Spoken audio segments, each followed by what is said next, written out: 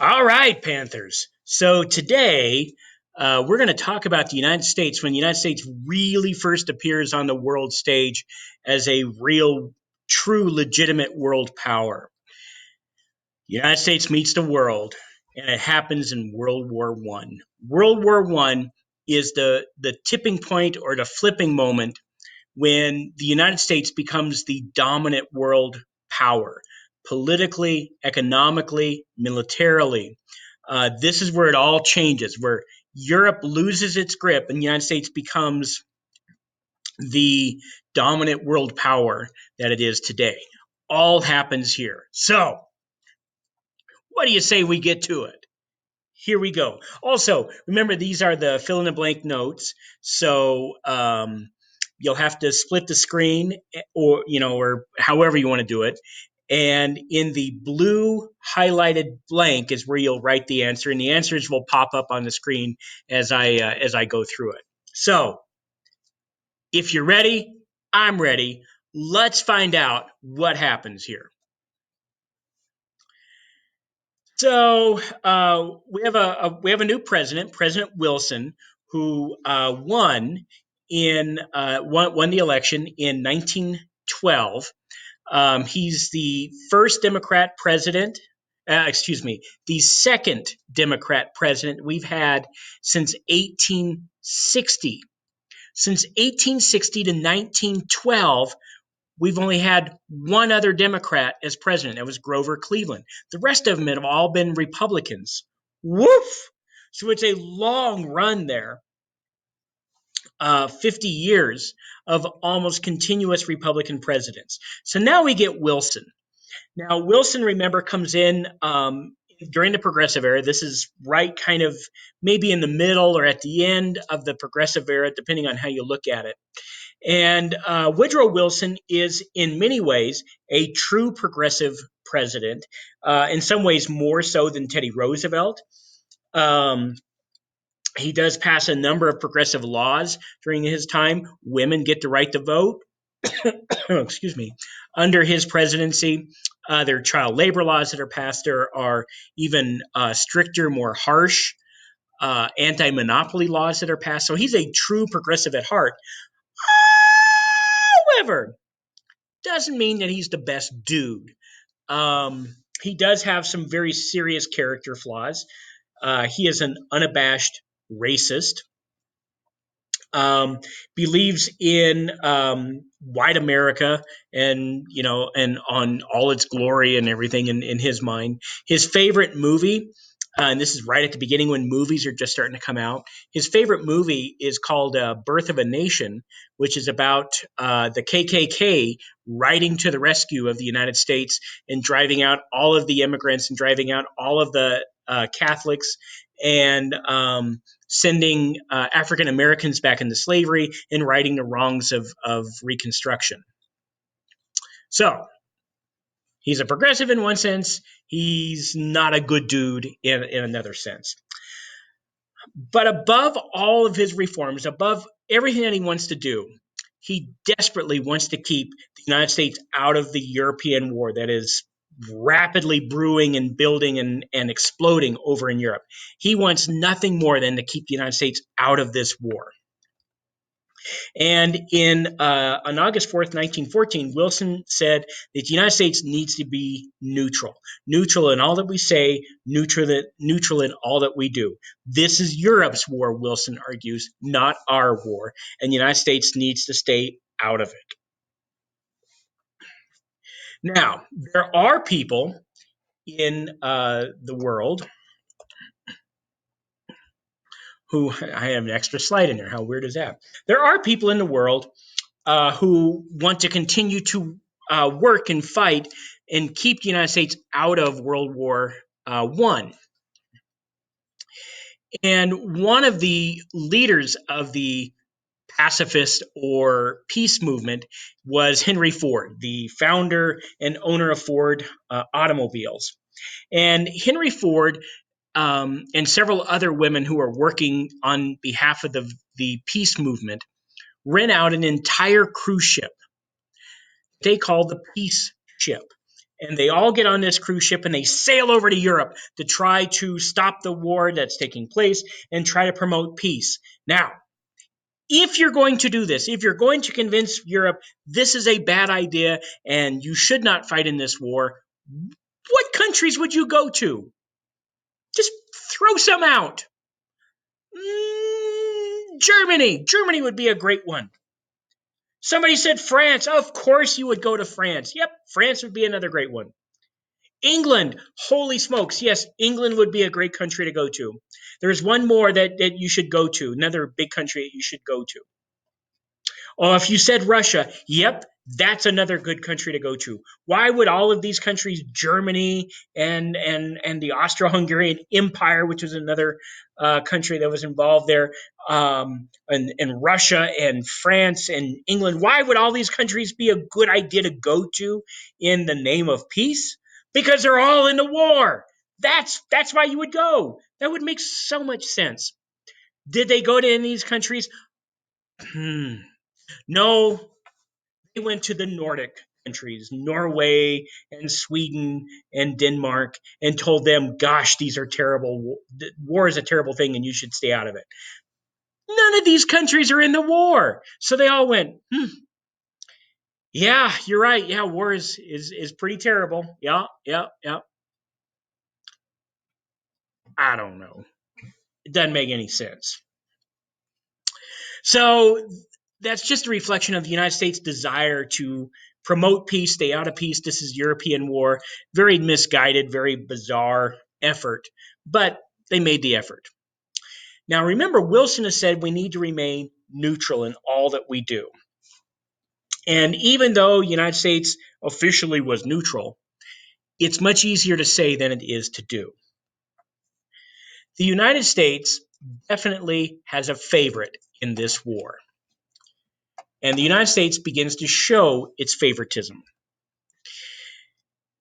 The United States began sending food and medicine and other very necessary war items to our BFF, our best friend in the world. We go and have coffee with him every Saturday. These are our best buds in the entire world. The United States is sending needed supplies to England. So it's very obvious. We say we're neutral, but we're really not neutral. So Germany protests this. Germany is not happy about this. Germany says you are neutral, and yet you're helping England, our arch enemy. And so Germany states that any ship that sails into England, any ships sailing into England, are subject to being attacked and sunk. Any ship, cargo or passenger ship. Now, the United States protests. The United States says you cannot sink American ships sailing into England because this violates the international rules of war. Did you even know there was such a thing? There are. There are rules to warfare. If you break the rules, what happens? I don't know. Like, they throw a flag and they separate the armies, and the offending army has to give up 15 miles of land or something. I don't know. But there are rules of warfare, and the United States says attacking ships from a neutral country is a violation of the international rules of warfare. They said, and if you're going to attack a civilian ship for some reason, okay, you have to the civilian ship of a neutral nation. You could not do so until you had given fair warning to that passenger ship, so that all of the civilians on that passenger ship could be unloaded. So here's how it's supposed to work. If Germany wants to, for whatever reason, attack a neutral ship, a ship from, let's say, America, going into England, Germany would have to call up that passenger ship and tell them, we're about to attack you. And then that that passenger ship would then have to tell all the civilians aboard, attention, we're about to be attacked. And then they'd have to unload all of the civilians onto the attacking country's ship, and the attacking country would then have to take care of them. And then the attacking country ship could then go out and sink this passenger ship. I know, very weird. Like, can you imagine? There's a passenger ship, sailing into England, and they get a phone call from Germany. Hello. Oh, jolly good. How are you, Germany? How are you? Good to meet you. Oh, you're about to attack us. Jolly good, jolly good. Thank you so much for letting us know. We'll get your passengers up on board and you can come get them. Oh, thank you so much. And then they would, get on the PA system. Attention passengers. We've just got a lovely message from Germany. They're about to sink us to the bottom of the ocean. However, we have to get all of you civilians off of the ship onto the German ship, and then they can sink us. So come on up, grab your things, come on up, and we're going to get you onto the German ship. And then they would unload them onto the German ship, and the German ship would take off, and the crew of the English ship would go, jolly good, bon voyage, be sure to write. Actually, don't do that because we're about to die in 30 seconds. Thank you so much. So Germany goes, this is insanity, right? We can't do that because it just doesn't make any sense. And Germany has a brand new weapon of war. Germany's really, really good at creating weapons of war. This is like their specialty. They create great ways, new ways for people to die. And Germany has perfected the submarine, which means they can attack without warning. That's the whole point of a submarine. You can't see them. So Germany says, if we unload passengers onto our ship, what's a submarine? Submarines are really small, really, really small. There's very little room for the crew of the submarine. Germany says we don't have anywhere to put people. They'd have to stand up on top of the submarine, and they ain't going to be happy when we start to go down. So Germany does, in a very weird way, issue a warning that these ships could be attacked. So what Germany does is Germany begins. Let's see where we at. Germany says that they're going to attack any ships that come into the water, into any English waters. They'll attack them regardless. So here's their warning. They begin to take out ads in American newspapers. Okay, they begin to take out ads in American newspapers stating that they could be attacked, telling passengers getting on ships going to England, there is a possibility you can be sunk. In May of 1915, the ship Lusitania, which you can see the picture down below, the Lusitania enters English waters and it's attacked. And in the top corner, in the top left-hand corner, you can see actually the advertisement that the Germans took out in the New York Times. This is from the New York Times, warning people don't sail to England, right next to the advertisement for the Lusitania. So May of 1915, Lusitania enters English waters and it's sunk. It's attacked and it's sunk. In 18 minutes, it sinks, killing 1,201 people, men, women, and children, among whom 128 were Americans. Oh boy. Now, think about this. Lusitania is approximately the same size. It's almost the exact same footprint, the exact same blueprint as the Titanic. Now, how long does it take the Titanic to go down? Remember, you guys saw the movie with all the frozen people floating around and, Jack asking Rose to, hang on, and Rose saying, oh, I like my door that I'm floating on. Too bad you're going to die. I really don't love you. Right? You remember all that. So if you think back to the Titanic, it took hours for the Titanic before it actually went below the water. This goes underwater in 18 minutes. Holy smokes. So why does this one go down in 18 minutes and it took the Titanic hours? Well, here's the answer. In addition to carrying passengers to England, the United States was also smuggling munitions, weapons to England aboard passenger ships. And the torpedo that happened to hit the Lusitania just happened to hit the cargo bay where the munitions were, igniting the munitions, blowing up the ship, and taking it to the bottom in 18 minutes. Huh. Shipping weapons on passenger ship is also against the rules of warfare. Huh. How about that? So a couple of more ships are going to be sunk in English waters, but things are beginning to change in the war. And Germany is slowly beginning to get the upper hand. And so Germany is very worried about Americans getting involved in the war. Germany does not want Americans to get involved in the war because they're fearful that the United States could take away their chance at victory in the war.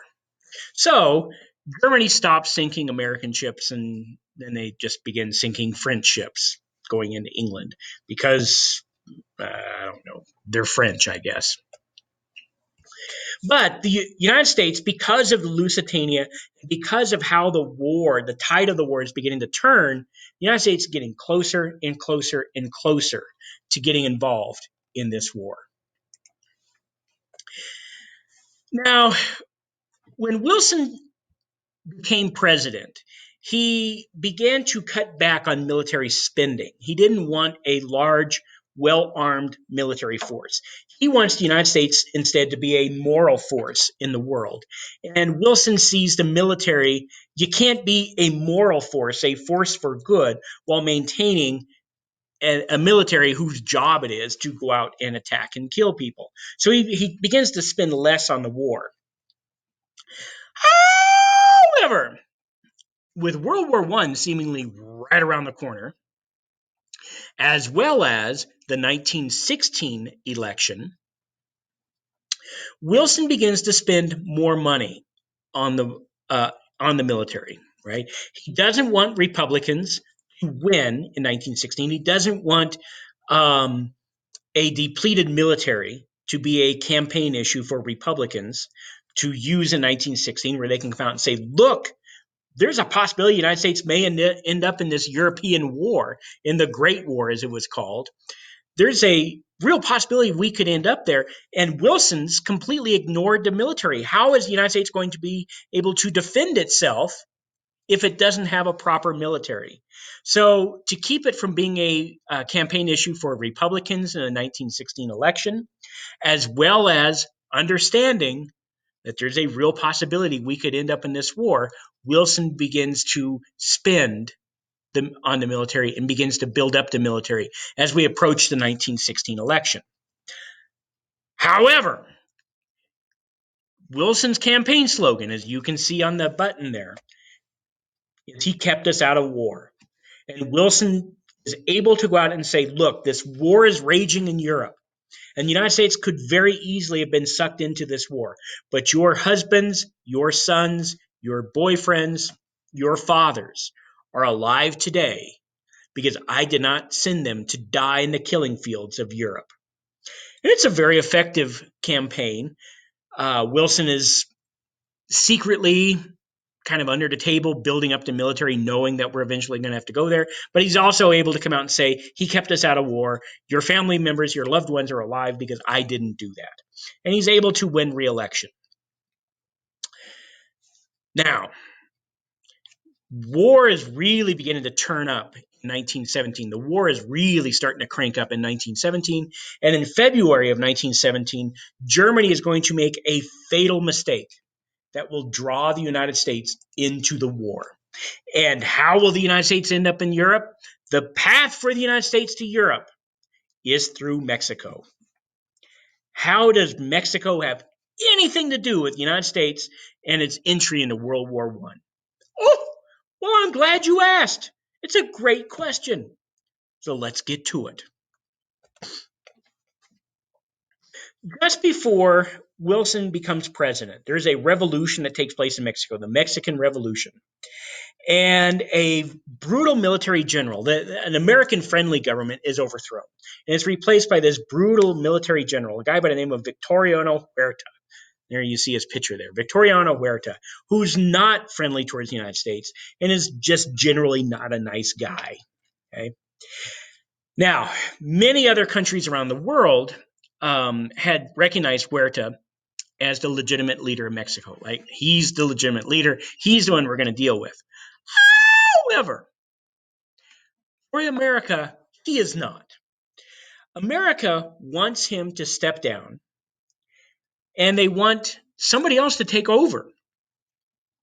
And so, to kind of push this agenda of getting Huerta to step down, the United States begins secretly shipping weapons into Mexico, supplying Huerta's enemies and trying to restart this Mexican revolution, right? Who the United States really would like to take over is this guy. He's a happy guy. That's a very rockin' mustache. Check that out. His name is Venustiano Carranza. And the United States is sending weapons to supporters of Carranza to try to restart this revolution and get rid of Huerta and bring in Carranza. Now, at some point, as the United States are unloading weapons for Carranza, Mexico finds out. And the Mexican army comes out of the jungles as the Marines are unloading these weapons, and they capture all the weapons that are being unloaded for Carranza, and they take all the U.S. Marines hostage. Oh boy, right? So Wilson says, you've got to release the Marines. This is an act of war. We could go to war over this, right? Mexico, really not interested in a war with the United States, agrees to release the Marines as long as we agree not to ship any more weapons down there. So we go down, pick up the American Marines, and then Wilson gets really offended. As the American ships are pulling out of the harbor in Mexico with the formerly captured Marines, the Mexican army does not salute the American flag. Now, at this time, what was expected to happen when a visiting nation was visiting another nation, as they were departing the host nation was expected to fire its cannons as a sign of respect and, admiration, I guess, for the visiting nation, right? They're supposed to fire their cannons as a salute to the visiting nation. Well, Mexico just packed up their military and left. They didn't fire their cannons as a salute to the United States. So now Wilson is really angry because, right, we've just been dissed. Mexico's just dissed the United States and its flag. And so Wilson begins talking about, we got to make Mexico respect us. Mexico can't be dissing us, and so on and so forth. And he begins talking about maybe going to war with Mexico to force them to respect us. Okay, so South America, other Central American, South American countries get involved. A war between the United States and Mexico is not good for anybody.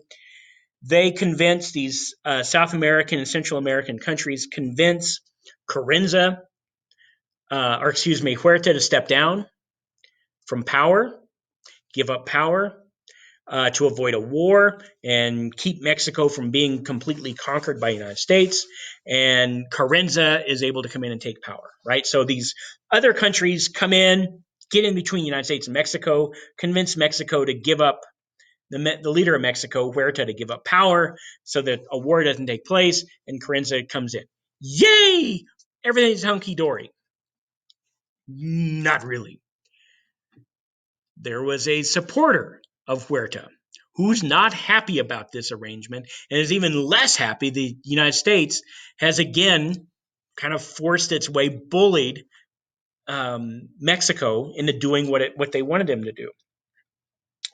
So he begins raiding, the supporter of Carranza begins raiding American border towns to get money to restart the revolution. Revolutions take a lot of money, not a lot of money in Mexico. So he begins raiding these American border towns and stealing whatever he can from these American border towns to fund his revolution.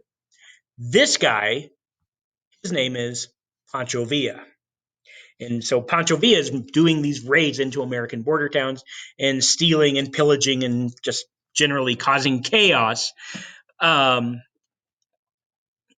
in the United States, trying to get money to restart this Mexican Revolution. All right, so Wilson obviously is not happy about this. He sends the U.S. National Guard down to patrol the border, right? See if they can capture Pancho Villa and stop him from doing these border raids. Eventually, they're never able to capture Pancho Villa in the United States. So the U.S. National Guard goes into Mexico to chase Pancho Villa. So now we've just invaded Mexico. So again, we're right on the edge of another war with Mexico.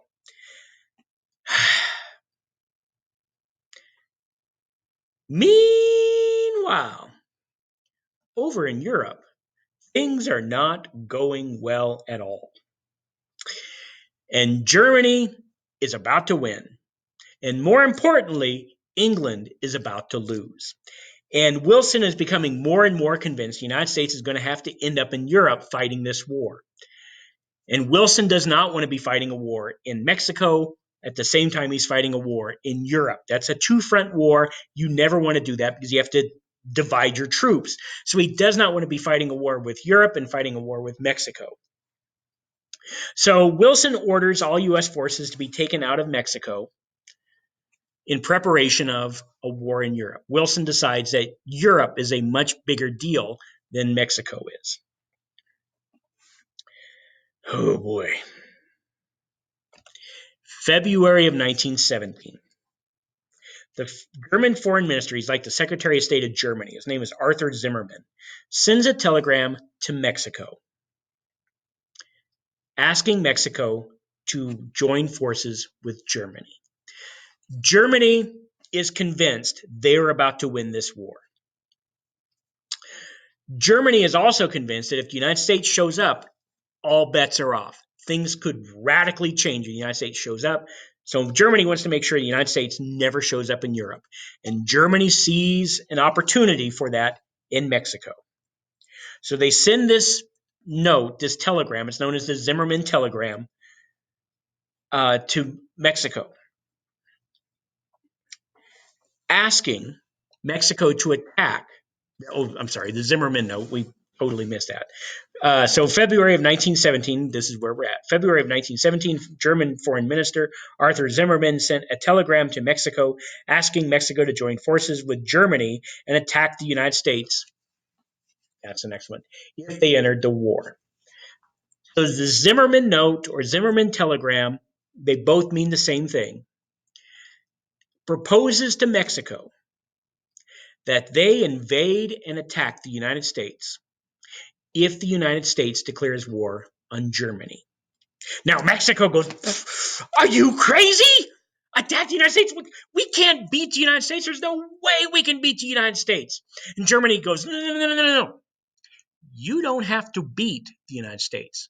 You don't have to win. All you have to do is not lose. If you do this, attack the United States, you just have to not lose. And as soon as we're done in Europe, Germany says, as soon as we're done in Europe, we will send German forces to Mexico to fight alongside of you. And with Germany fighting next to Mexican forces, the United States will lose. If you agree to do this, Mexico, Germany says, we will give back to you entire southwestern United States. So Arizona, New Mexico, California, most of Nevada, most of Utah, and the western half of Colorado will all be returned to Mexico. On top of that, we will also give you back Texas. So Germany tells Mexico, if you agree to this and attack the United States, if the United States decides to get involved in the war in Europe, if you attack the United States, we will send German forces to you and we will return to you everything that Mexico lost in the Treaty of Guadalupe Hidalgo, the entire American Southwest and Texas. Oh boy. Well, England intercepts this telegram, okay, and they immediately pass it on to the United States. They tell the United States, here's your ticket to Europe. Germany is trying to get Mexico to attack you. This is your ticket. This is your reason to declare war on Germany. And there's the telegram, the Zimmerman telegram, or the Zimmerman note as it's known, that was intercepted by England on its way to Mexico. All right, so that happens. And then things get even worse in Europe. In November of 1917, Russia drops out of the war. There is a Russian revolution. The Russian Revolution takes place. The communist forces overthrow the Tsarist government of Russia. One of the main reasons for the Russian Revolution is that Russia was in this war, and Russia really wasn't doing anything in this war except dying a lot. And Russians were kind of tired of dying, and they were tired of the Tsarist government. They weren't paying attention to them. They didn't give them flowers on Valentine's Day and all this stuff. So there's the Communist Revolution in November of 1917. The Tsarist government of Russia is overthrown. The communists take over, and the very first thing that the communist government of Russia does is withdraw Russia from World War I. So this is great news for Germany, because Germany can now focus all of their attention on the Western Front. So here's Germany. So they're fighting France and England here in the West. And then they were fighting the Russians in the East. So Germany had their army divided. They were fighting a two-front war.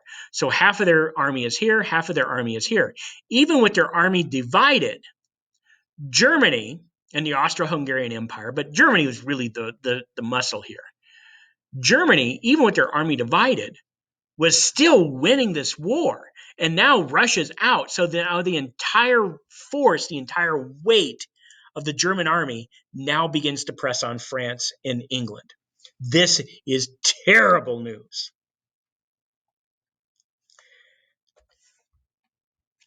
England tells the United States, look, we are running out of money, we're running out of supplies, and most importantly, we're running out of men. We have none of those things left. And if you don't get involved, we're going to lose. And if we lose, you lose, United States, because you will lose your biggest, greatest trading partner, and you will lose any influence that you have in Europe. So, facing this grim reality,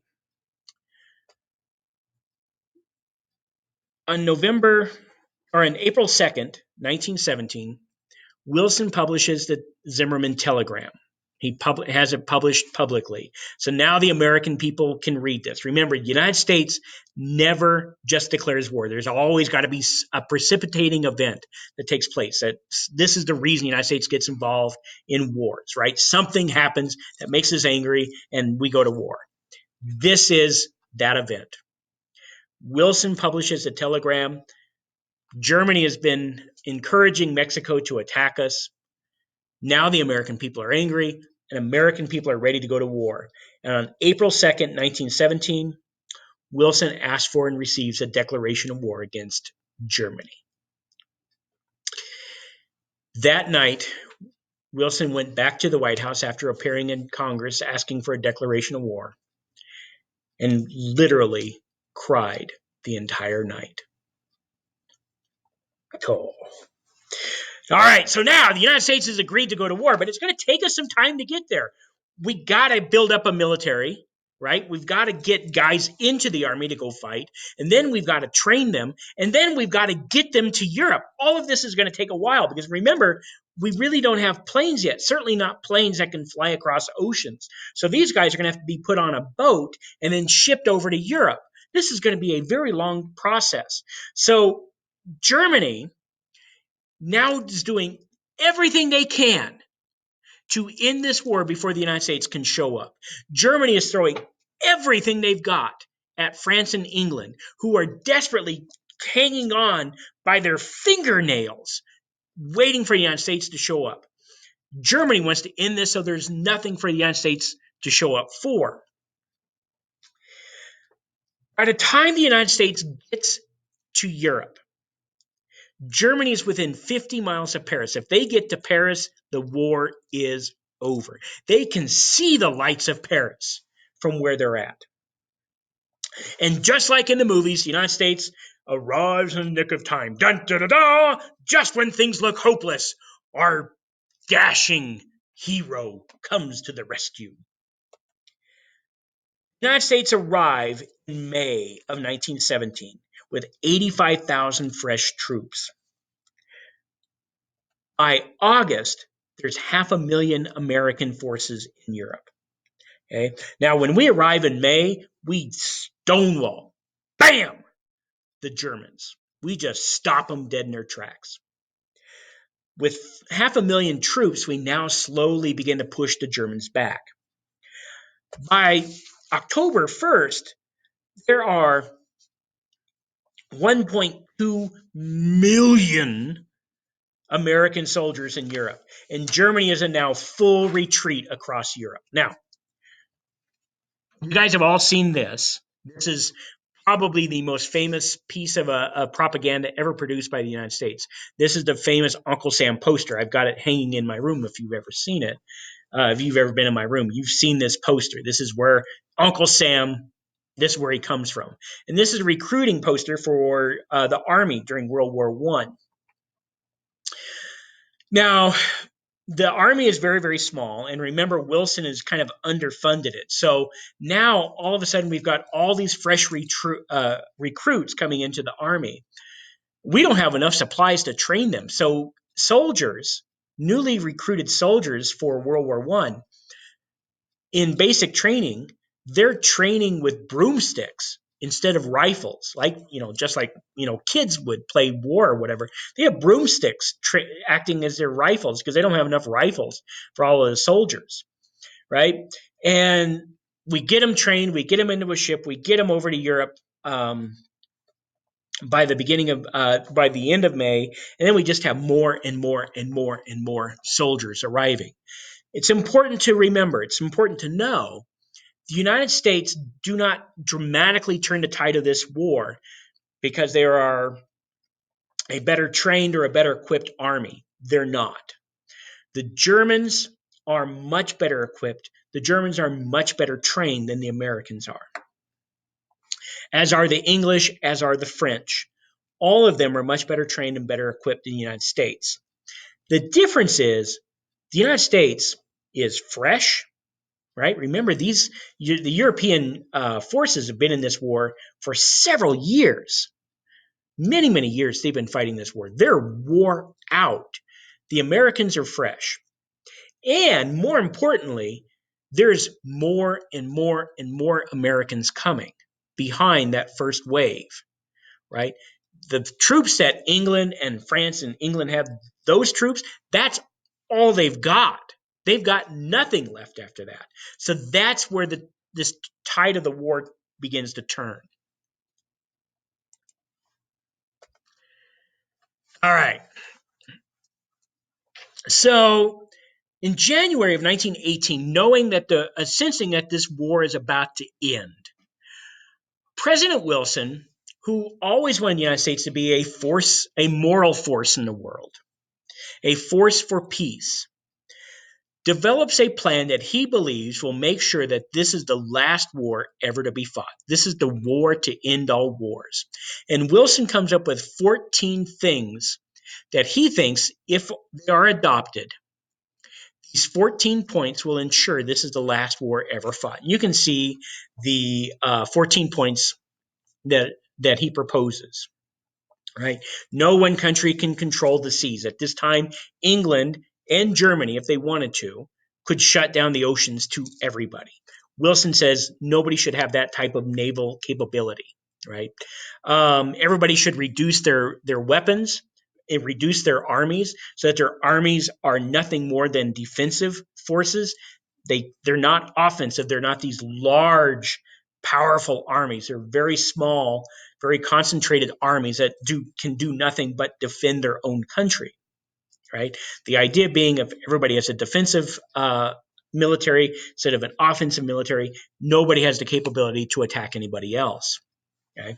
Um, he wants um, uh, governments to look like the people they rule. Right. At this time, there are these very large empires: the Austro-Hungarian Empire, the Ottoman Empire, the Russian Empire. These huge empires who controlled lots of different people who didn't look like their government, who didn't speak the same language, have the same religion, have the same beliefs, have the same culture, so on and so forth.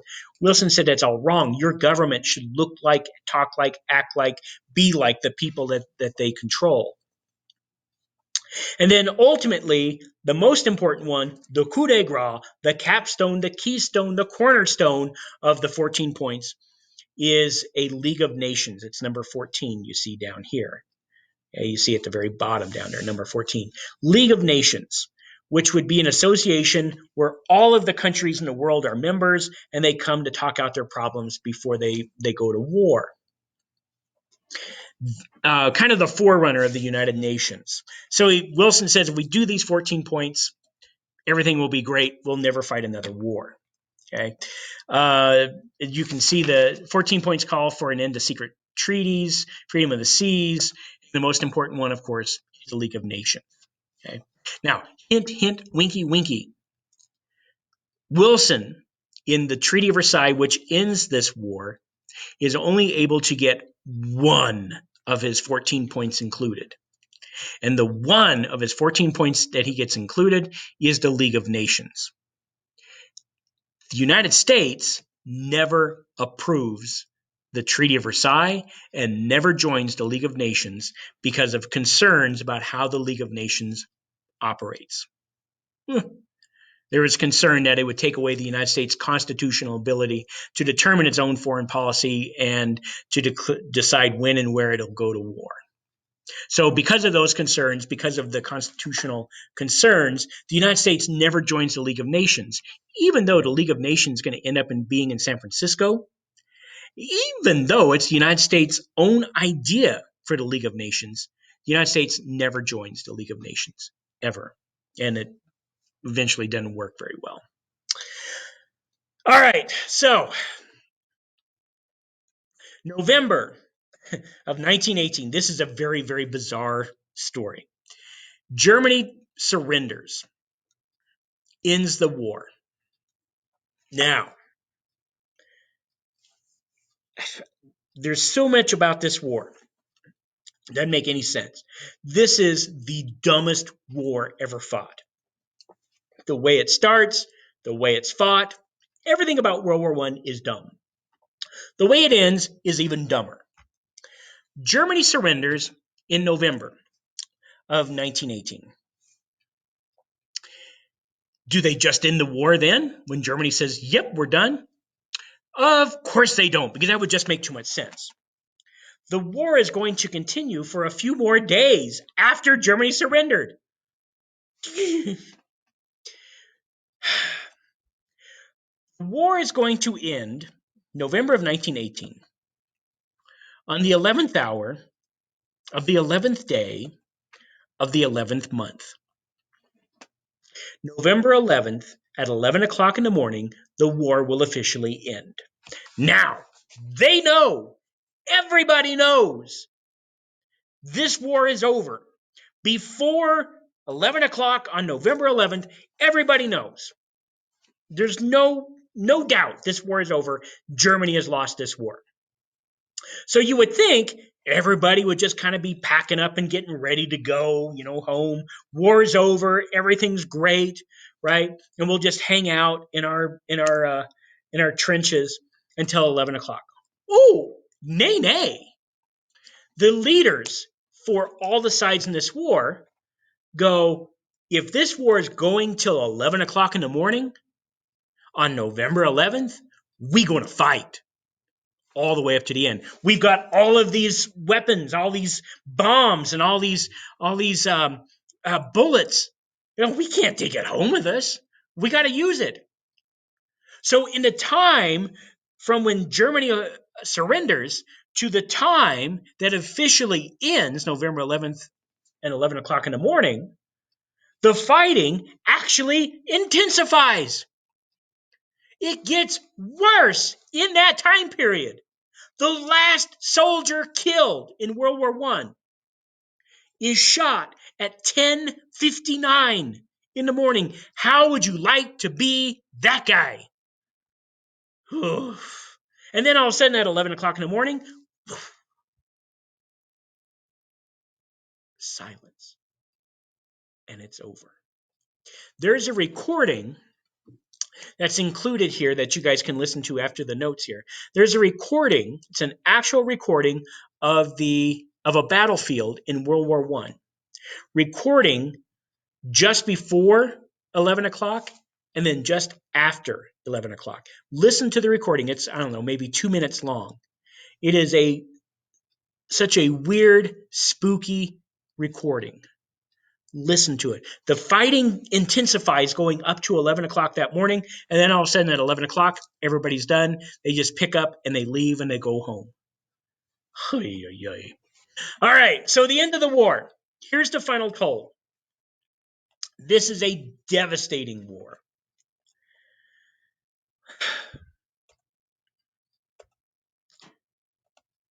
Russia, 1,700,000 men are killed. 5 million are wounded.